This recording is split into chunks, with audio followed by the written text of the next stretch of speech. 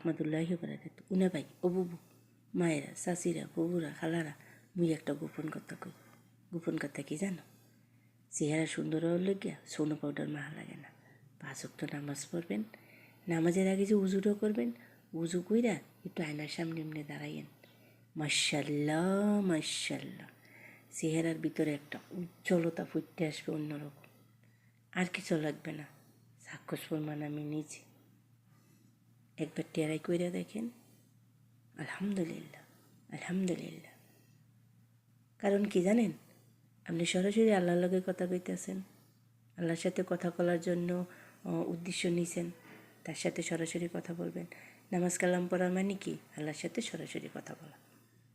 এটা তো সত্যি না? চেহারা এমনি সুন্দর হয়ে যায়, কিচ্ছু লাগে না। সাক্ষস প্রমাণ আমি নিজে, সত্যি কথাটা বলে দিলাম।